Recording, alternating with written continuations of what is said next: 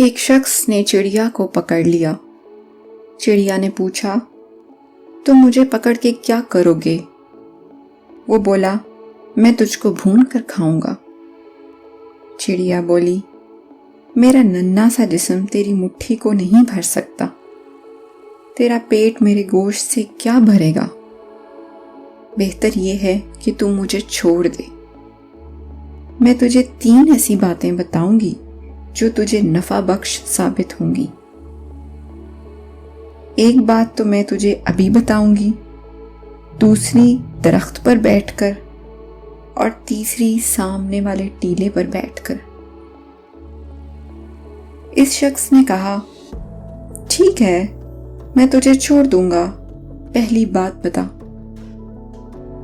چڑیا نے کہا، گزری ہوئی بات پر افسوس نہ کرنا۔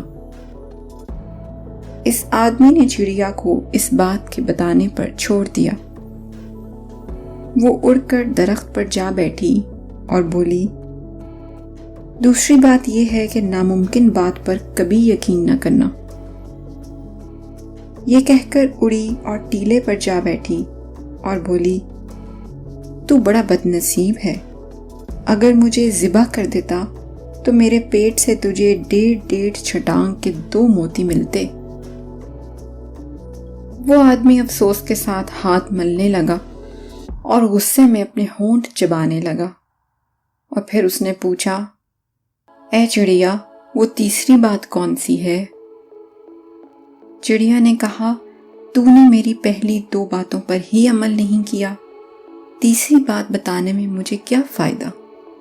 دیکھ، میں نے کہا تھا کہ گزری ہوئی بات پر افسوس نہ کرنا، لیکن مجھے چھوڑ دینے کے بعد تو اس پر افسوس کرنے لگا۔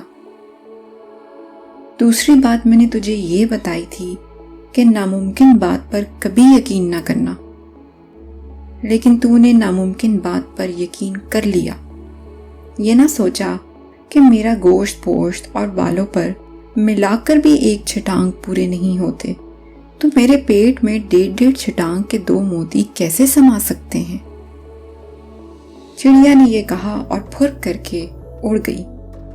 شیخ سعدی اپنی اس حکایت میں یہ سبق دینا چاہتے ہیں کہ لالچ اور طمع انسان کی آنکھوں کو سی دیتی ہے، یعنی انسان کی آنکھوں کو بند کر دیتی ہے۔